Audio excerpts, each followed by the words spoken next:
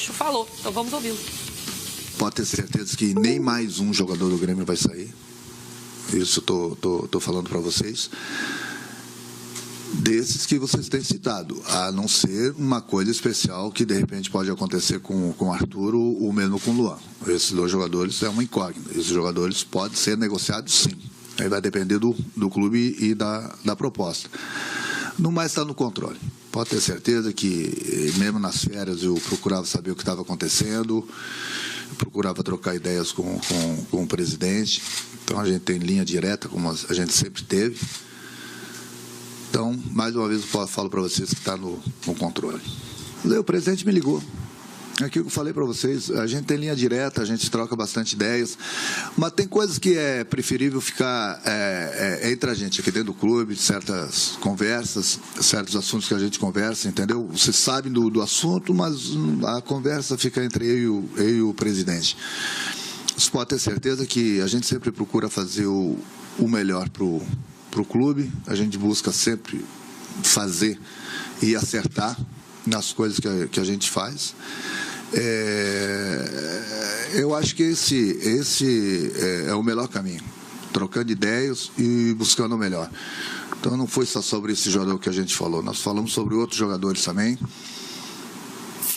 Confio bastante no presidente e sei que sempre dentro do possível, onde ele possa trazer um jogador para nos ajudar, pode ter certeza que ele tem feito bastante esforço e pode ter certeza que esse jogador chega com o aval de todo mundo.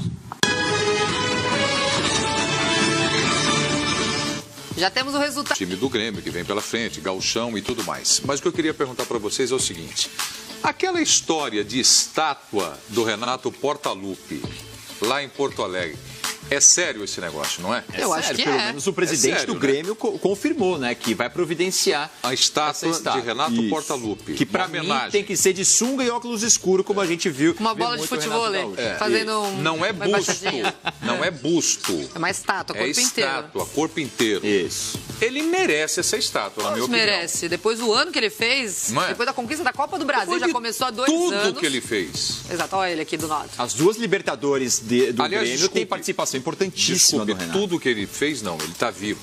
Né? Não, pelo falando... que ele já fez. Eu tô falando da última passagem, agora o que ele já fez como jogador também. Não, pelo que ele já fez, ele merece estátua. Assim, mostra essa foto aí que vocês frisaram de uma imagem, aí seria o busto, né? Seria o busto. Se um artista fizesse exatamente assim, ficaria muito bom. Depende do artista. Né? Se for o mesmo do Cristiano Ronaldo e do Marcão... Esse se aposentou. O do Cristiano Ronaldo. Então não tem mais esse perigo. Não. Então tá bom, o pessoal pode mandar mensagens pra gente no Twitter, a hashtag Boa Tarde Fox. Quando é que vem essa estátua do Renato Portaluppi em Porto Alegre? Eu faço questão de acompanhar lá de perto, fazer selfie com essa estátua. Você vai cortar a fita? Não. Vai tirar aquele, Quem sou eu? aquele pano de cima, né? Não, vou fazer selfie. Eu estava lá. É boa. Eu estava lá. Vai estar no nosso quadro aqui no BTF.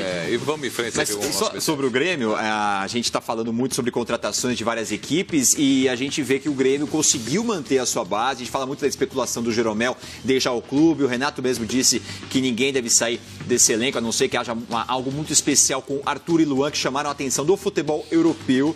E aí não tem muito o que fazer, não é? Mas o Grêmio, nesse momento, conseguiu manter a sua base, mas perdeu uma peça importante do time do ano passado, o Barros. Então, a gente vê que o atual campeão brasileiro, o Corinthians, e o Grêmio, atual campeão da Libertadores, vivem esse dilema. Quem será o camisa 9? O Grêmio segue no mercado, mas por enquanto não tem um jogador. Então, perde em qualidade ali à frente a equipe do Grêmio, que vai começar a temporada agora. Bom, o pessoal vai mandar mensagens pra gente sobre o Renato Portaluppi e a estátua dele. Então, lá em Porto Alegre, eu já fiquei aqui pensando como seria essa estátua. Você brincou, ele de óculos escuros, de sunga. Eu me lembrei também aquela foto maravilhosa que virou um logo do Rogério Ceni na despedida dele, a defesa contra o Liverpool.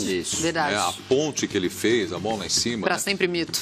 para sempre, maravilhosa. Então fica imaginando o Renato Portaluppi, como vai ser a estátua dele em Porto Alegre. Comemorando um gol, né? Aquele gol do Mundial contra o Hamburgo, ele sai vibrando assim, né? Sei lá. Hashtag Boa Tarde Fox e o pessoal manda aí pra gente informações. Né? A gente terceiriza as ideias aí pra vocês. Então participem com a gente pelo Twitter. Agora a gente vai falar do Vasco, que hoje tem eleição indireta para decidir quem será o presidente para a próxima gestão. E essa turbulência política influenciou também na partida de ontem. Portões fechados, não teve público presente em São Januário e o Vasco perdeu para o Bangu por 2-0. São Januário e um clima distante de um Caldeirão que pressiona o adversário. Caldeirão que pretende fazer a pressão por vitórias na Libertadores. O ex-presidente Eurico Miranda na sala de sempre. Júlio Brandt, que está próximo de assumir oficialmente o clube, ao lado dos ex-jogadores e ídolos, Pedrinho e Felipe, que devem fazer parte da nova direção do Vasco. Mas quem disse que o torcedor estava distante? Do lado de fora, torcedores em frente ao portão social do clube, aproveitando um pequeno espaço para ver o time na estreia do Carioca.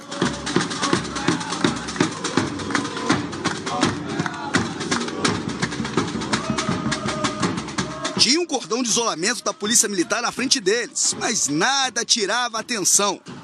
Torcedor do lado de fora esperando um resultado positivo do Vasco. Agora imagina você que viajou 3 dias de ônibus, veio conhecer o Rio de Janeiro no seu aniversário e no meio do caminho descobre o quê? Que o estádio foi outro do jogo e com portões fechados e que ficou do lado de fora.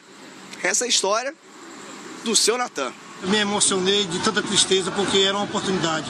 Hoje eu estou completando 53 anos de idade e economizei para vir realizar esse sonho. E estou aqui do lado de fora e vou voltar sem realizar.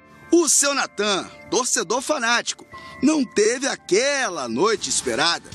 Mas o que atrapalhou mesmo foi o momento do clube. O Vasco em campo com um grande número de passes errados e sem força na criação das jogadas. O time teve uma boa chance com o Evander na trave. E para piorar a situação, o Bangu abriu o placar com Rodney.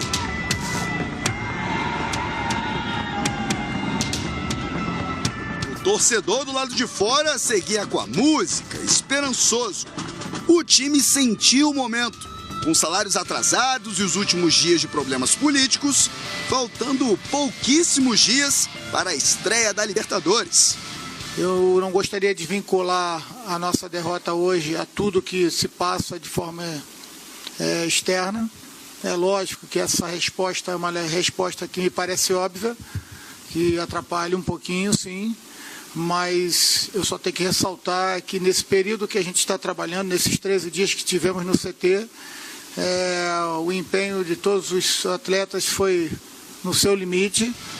Bola pra frente, porque na estreia do Carioca, cruzamento na área de Guilherme e Anderson Lessa fez o segundo. Derrota.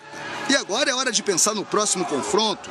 Domingo, Nova Iguaçu em São Januário, também com portões fechados.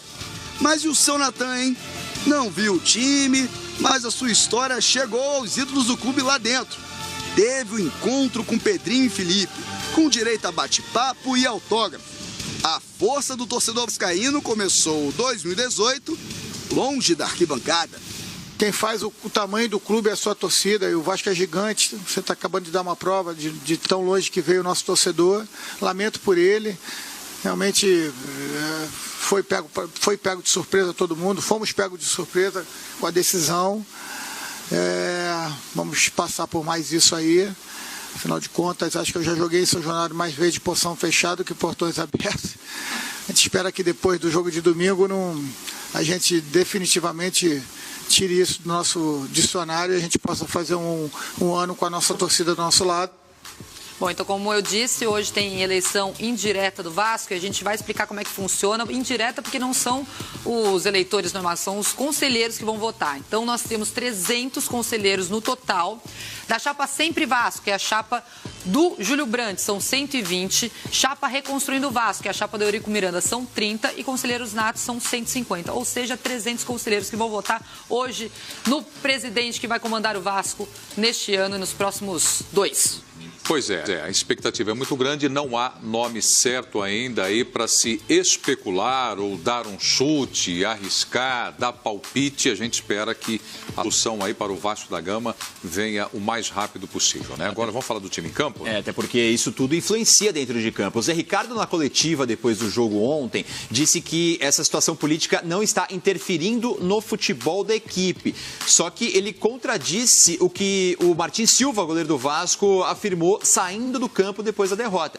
Que ele disse que, sim, os jogadores estavam apreensivos em função daquela questão que o Eurico colocou, que poderia não haver o jogo, né, ontem contra o Bangu, e que a ida para o Chile para a partida contra o Concepción também estaria sob risco. Então, se o jogador disse isso na saída do campo, é porque existe uma instabilidade emocional no grupo de jogadores em função dessa questão política. Então, o Zé Ricardo tentou colocar panos quentes, mas os jogadores estão sim sentindo essa situação que não é boa para ninguém, nem para o time, nem para a direção do clube e principalmente para o torcedor do Vasco, que é o principal responsável pelo Vasco ser desse tamanho.